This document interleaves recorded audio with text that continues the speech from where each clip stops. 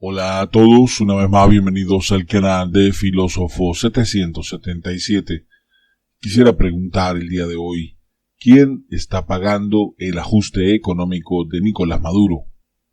Cuando hablo de ajuste económico, suele entenderse como el paquete de medidas que un gobierno toma para corregir los desequilibrios macroeconómicos que tienden a agravar los problemas de contracción económica, la fuga de capitales, la desinversión, la escasez, la inflación y el empobrecimiento de la población. Entre las medidas clásicas que conforman un programa de ajuste económico figuran los siguientes: la corrección del déficit fiscal a través de la reducción del gasto público y el aumento de los impuestos, cuestión que no le gusta ni a los trabajadores ni a los empresarios. La erradicación del financiamiento monetario del déficit fiscal, que obliga a la eliminación de los aumentos de sueldos por decretos y a los bonos clientelares. El aumento del precio de los combustibles y la sinceración de las tarifas de gas, electricidad, agua, telecomunicaciones y otros servicios públicos, cuestión que resta popularidad a cualquier gobierno. La privatización de empresas públicas deficitarias, con la siguiente reducción de nómina, que genera una férrea resistencia sindical. La eliminación o fusión de entes públicos inoperantes o redundantes.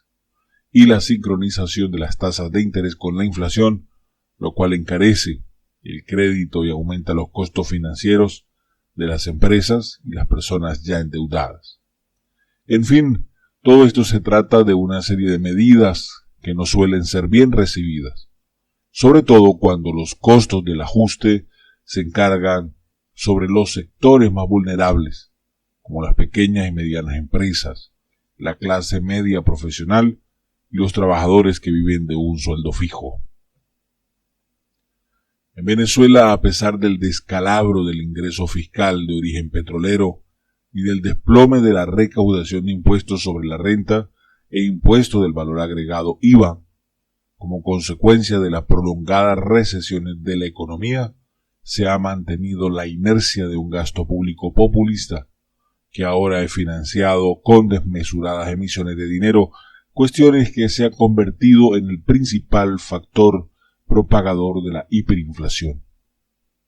Al desaparecer el superávit petrolero como fuente de ingreso, y ante la reducción de los ingresos no petroleros, el gasto público no se puede cubrir ni con la renta ni con los impuestos. El déficit fiscal supera actualmente el 20% del Producto Interno Bruto.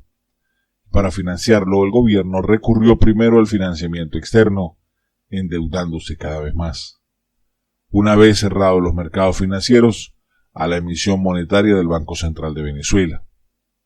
Habilitados por la reforma de la ley del Banco Central de Venezuela, que prácticamente lo obligaron a financiar todos los gastos del gobierno, las transferencias a través de la cuenta, crédito a las empresas públicas no financieras, rellenó con emisión monetaria el hueco fiscal causado por el derrumbe en la recaudación de impuestos petroleros y no petroleros.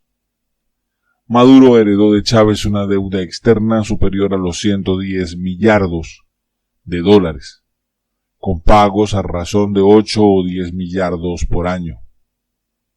Al no renegociar a tiempo un cronograma de pagos que más temprano que tarde no podría cumplirse, se condenó al aparato productivo a hundirse en la depresión más larga de la historia económica de Venezuela. En efecto, para pagar puntualmente la deuda, el ajuste económico se hizo al precio de sacrificar las importaciones de materias primas, las maquinarias, los equipos que requería Venezuela para tener una excelente marcha de actividad económica. Las importaciones se desplomaron de 74 millardos en el 2013 a 19 millardos en el 2018. Esta drástica reducción generó graves consecuencias para la producción nacional, que se vio privada de insumos importados para continuar su actividad. El Producto Interno Bruto se estancó a finales del 2013 y comenzó a caer ininterrumpidamente, el extremo de acumular 6 años consecutivos de contracción. Según las cifras publicadas por el Banco Central de Venezuela, la actividad económica se redujo en un 49.3% entre el 2013 y 2018, casi la mitad. Para 2019, estimaciones del Fondo Monetario Internacional estimaron una caída adicional del 35%. A pesar de que los precios del petróleo se mantuvieron altos hasta el 2014, desde el 2013, la economía va a ver mermando cada vez más. A partir del 2017, la administración de Donald Trump comenzó a aplicar una amplia gama de sanciones financieras, comerciales y económicas contra el régimen de Maduro, que agravó aún más el colapso de la actividad económica y prolongaron la contracción del Producto Interno Bruto. Diferentes proyecciones estiman que para el 2020 habrá una caída superior al 12%, a pesar de proyectar un precio promedio de la cesta petrolera cerca del 55 o 60 dólares por barril. Ante las sanciones financieras impuestas por Estados Unidos a Maduro y a su séquito, las sanciones, el congelamiento de activos a los funcionarios chavistas, a las personas por parte de la Unión Europea, Maduro se ha visto emplazado a profundizar el ajuste económico como estrategia de sobrevivencia. Para prolongar su esperanza de vida en el poder, el gobierno levantó los controles de cambio y de precios, sin saber manejar el efecto. Hay una dolarización de facto, no oficial, que ha profundizado cada día más al eliminar la ley de ilícitos cambiarios, al aprobar la libre convertibilidad de la moneda en todo el territorio nacional y permitir las mesas de cambio en la banca, autorizar la facturación en divisas e indexar los créditos comerciales a la evolución de la tasa de cambio oficial. También se ha eliminado el arancel de aduanas en la mayoría de los códigos arancelarios y se han flexibilizado los permisos fitosanitarios y zoosanitarios hasta casi desaparecer, con lo cual se ha abierto los puertos a toda clase de importaciones que compiten ventajosamente con lo que queda de la producción nacional. A la larga, el ajuste económico de Nicolás Maduro resultó ser muy recesivo para el aparato productivo del país. Por si fuera poco, ahora se está viendo obligado a competir con importaciones traídas a una tasa de cambio sobrevaluada, sin pagar aranceles, y que no cumple con los requisitos para arancelarios a los cuales sí se obliga a la producción nacional. Así, el peso del ajuste económico recayó sobre las pequeñas y medianas empresas, sobre la clase media profesional y los trabajadores, desatando esas mismas olas migratorias, primero la de los empresarios y luego la de los profesionales y técnicos, y finalmente la de los trabajadores y sectores más humildes. La liberación de la economía, de los controles de cambio, de precios y barreras arancelarias, las pararancelarias, se hacen con el fin de que la economía privada resuelva por sí sola sus necesidades de divisas, bien sea a través de la repatriación de capitales depositados en la banca internacional, ya sea que se utilice la inversión extranjera y las exportaciones no petroleras y las remesas.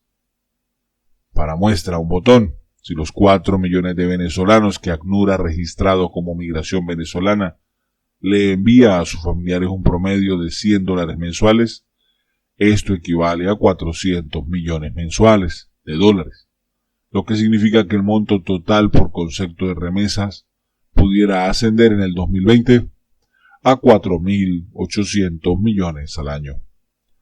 Así, la diáspora venezolana se convierte paradójicamente en una máscara de oxígeno para el gobierno. Por un lado, alivia la presión sobre la demanda de alimentos, medicinas y servicios públicos de salud, educación y vivienda, etc., porque son cada vez más los venezolanos que se van del país. Y por otro lado, pasa a ser una creciente fuente de divisas que compensa el colapso de la renta petrolera y el impacto de las sanciones sobre los ingresos externos a nuestra nación. Este análisis la hago precisamente para enfocar todo lo que es el declive económico que ha producido la ineptitud de haber colocado a un chofer al frente de la nación y que cada día toma decisiones, creo yo, que lanzando papelitos al aire. Y el que salió fuera de la cesta, ese es. Ese es. Venezuela, actívate. Hay que sacar a Nicolás Maduro si queremos sobrevivir. Hay que tomar conciencia. Está acabando con la economía. Bueno, ya la acabó. Y cada día nos hunde más en el pantano. Hasta aquí les habló su hermano y amigo filósofo 777, y si aún no te has suscrito al canal, suscríbete, regálame un like y como siempre, 1000 bendiciones.